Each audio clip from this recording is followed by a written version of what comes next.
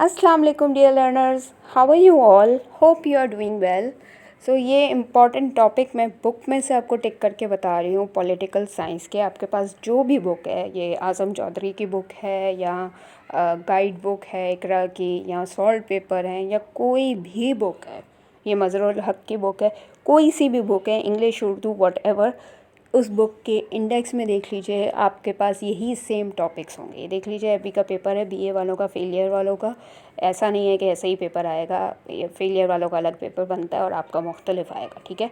ये मेरा guest paper है, देख लीजिए। इसमें जो जो मैंने टॉपिक बताए हुए हैं, पिछली वीडियो अगर किसी ने नहीं देखी तो वो ये देख लीजिए, ये वाले सवाल हैं और आपको इसके टॉपिक याद करने हैं, क्योंकि सवाल के अल्फाज अक्सर मुख्तलिफ आते हैं। ये मेरी बात अपने पास कहीं बड़ा बड़ा लिख लें कि ये वाला जो है ना, इसके पेपर में आपको अल्फाज घुमा के दिए जाएंगे, तो आपने जस्ट टॉपिक का नाम अपने जहन में याद रख लेना है। जिस तरह ये सियासी निज़ाम, ठीक है, सियासी निज़ाम क्या है, उसका डेविड ईस्टन का निज़ाम कौन सा था, ये आपने टॉपिक याद करना है। जहाँ आपको सियासी निज़ाम नज़र आए, डेविड ईस्टन नज़र आए, वहाँ आपने वो जो याद किया है, जो आपकी बुक में पूरा टॉपिक था, वो आपने लिख लेना है, ठीक है।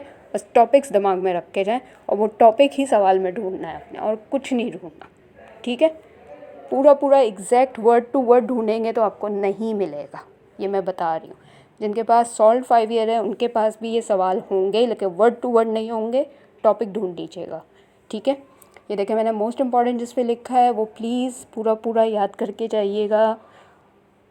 4-5 मैंने मोस्ट इम्पॉर्टेंट दिए हैं, तो ये 4-5 टॉपिक तो लाजमी पढ़ के जाइएगा। इंशाल्लाह इसमें से आपके लगने के फुल चांसेस हैं। बाकी अल्लाह मालिक है, अल्लाह को ज़्यादा बेहतर पता है, बट ये वाले टॉपिक ज़्यादा ज़रूरी हैं, ठीक है। और ये जो मैंने बॉक्सेस बनाए हैं, इसका मतलब है कि पूरे पूरे टॉपिक पढ़ लीजिएगा, और अगर सवाल में आए तो सवाल में कर लीजिएगा, अगर नोट में आए तो आप अपनी तरफ से भी कर सकते हैं। ये कोई इतना मुश्किल चीज़ नहीं है।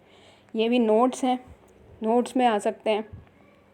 और ये मैंने कुछ आंसर्स मेरे पास जो अवेलेबल थे वो मैंने यहाँ शेयर कर दिए। इंग्लिश के, आई एम सॉरी, मेरे पास इंग्लिश के स्टूडेंट ज़्यादा नहीं थे, इसलिए मैं इंग्लिश के शेयर नहीं कर पा रही हूँ, ठीक है। मुझे बस ये एक ही सवाल मिला है। बाकी के में हमारे पास ज़्यादातर जो हैं वो उर्दू वाले स्टूडेंट्स हैं। हमारे प्रिपरेशन ग्रुप में तमाम स्टूडेंट मौजूद हैं, वो आपस में चीज़ें शेयर करते रहते हैं, आंसर्स वगैरह। हमने जनवरी से पूरी तैयारी करवा के रखी हुई है अल्हम्दुलिल्लाह। पूरे ये सवाल जो मैंने गेस्ट पेपर दिया है, इससे भी ज़्यादा हमने सवालों की तैयारी करवा दी थी उनको, ठीक है, बच्चों को। बट अभी भी ज़ाहिर है रिवीजन का टाइम होता है, तो आपस में शेयरिंग चल रही होती है, तो वहीं से मैंने सोचा कि ये वीडियो बना दी जाए। जिनके पास ये वाले सवाल नहीं हैं वो उनको मिल जाएंगे ये वाले सवाल, तो इसलिए ये मैंने आपको पिक्चर सेंड की, इसकी स्क्रीनशॉट ले लीजिएगा तो आपको आराम से ये नज़र आ जाएगा, ठीक है।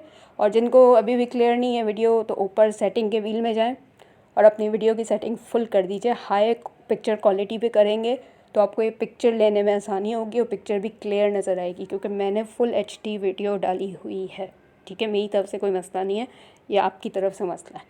बहुत से लोग पूछते हैं कि हम आंसर कितने पेजेस का लिखें, 20 नंबर का सवाल होता है। तो 20 नंबर का सवाल हो तो 4 पेजेस का आंसर होना चाहिए। हेडिंग उसमें 8 से 10 होनी चाहिए। अगर पॉइंट्स वाला सवाल है, पॉइंट्स में आंसर्स हैं, तो 8 से 10 पॉइंट्स होने चाहिए, ठीक है।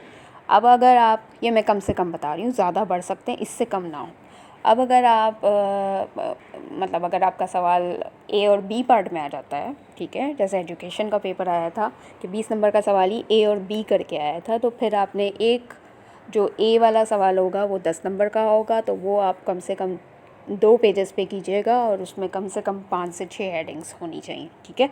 तो ये मार्क्स पे डिपेंड करता है, जितने नंबर का मार्क्स होते हैं, मार्क्स का सवाल होता है, उतने ही आपको पेजेस के हिसाब से जवाब लिखना होता है। कहीं बड़ा बड़ा लिख लीजिए, 5 number is equal to 1 page, ठीक है। 5 marks is equal to 1 page, यानी 5 नंबर का 1 पेज का आंसर होना चाहिए। अब चाहे वो नोट है, चाहे वो नॉर्मल क्वेश्चन है, जो भी है, नोट भी 10 नंबर का होता है, इसलिए नोट भी आप 2 पेजेस में तो एटलीस्ट लिखें। नोट में वैसे हेडिंग तो नहीं होती, लेकिन अगर आपको हेडिंग वाला कुछ याद है टॉपिक, तो आप भले उसमें हेडिंग ऐड कर सकते हैं, नो प्रॉब्लम, ठीक है। और दूसरी बात, ये टॉपिक्स पढ़ के लाजमी जाइएगा। ये ना हो कि आप कहें कि मुझे तो समझ नहीं आ रहा। पॉलिटिकल साइंस कोई मुश्किल सब्जेक्ट नहीं है, अगर आपको समझ आ जाए तो। सबसे बड़ी बात, सियासत क्या है? सियासत वो नहीं है जो हमारे पाकिस्तान में होती है, जो इस वक्त हो रही है ना, वो सियासत है। ये सियासियात है, सियासियात पॉलिटिकल साइंस निकला है पॉलिस से। ग्रीक वर्ड है पॉलिस, मीन्स सिटी और स्टेट, ठीक है। तो एक सिटी या एक स्टेट की जो ज़िम्मेदारी होती है उसको चलाने के लिए, उसकी एडमिनिस्ट्रेशन के लिए जो जो चीज़ें दरकार होती हैं, ये उसकी पूरी साइंस है, ठीक है। कि एक रियासत को चलाने के लिए क्या क्या चीज़ों की ज़रूरत होती है, किस तरह से वो चलेगी, कौन कौन से उसके कह लें इदारे हैं जो उसके साथ रहेंगे, कौन कौन सी चीज़ें उसको ज़रूरत पड़ेगी अपने मामला तय करने के लिए या अपने निज़ाम को बेहतर चलाने के लिए। तो ये है पॉलिटिकल साइंस, और इसी की ये बेसिक आपको एजुकेशन बता रहे हैं कि क्या क्या चीज़ें रिक्वायर्ड हैं, ठीक है। तो बस ये है फंक्शन और एडमिनिस्ट्रेशन ऑफ अ सिटी और स्टेट। बस ये इस तरह से इसको लीजिए, अपनी सियासत ना देखिए कि पाकिस्तान में ऐसी होती है तो क्या ये ऐसी है। ये पॉलिटिकल साइंस पाकिस्तान की सियासत से बिल्कुल मुख्तलिफ है, ये मैं बता दूँ, ठीक है। अगर आप इसको इससे कंपेयर करेंगे तो आप मतलब कंफ्यूज हो जाएंगे और कुछ नहीं होंगे। तो ये थ्योरी बहुत पुरानी है। अगर आपने हुज़ूर सल्लल्लाहु अलैहि वसल्लम की ज़िंदगी का मुशाहिदा किया है, अभी कुछ दिन पहले इस्लामियत कंपलसरी का पेपर हुआ था, उसमें मदनी ज़िंदगी और आपकी मक्की ज़िंदगी के बारे में था। तो अगर उनकी ज़िंदगी पे आपने थोड़ी सी रिसर्च की हुई है तो आपको सियासियात उनकी ज़िंदगी से समझ आएगी। उसके बाद ये सब थ्योरीज़ आई हैं, उसके बाद ये अरस्तू, प्लूटो और पता नहीं कौन कौन आए हैं, लेकिन एक्चुअली ये उन्हीं की सियासियात चल रही हैं, ठीक है। जिस तरह उन्होंने सब कुछ लेके चले हैं, ठीक है।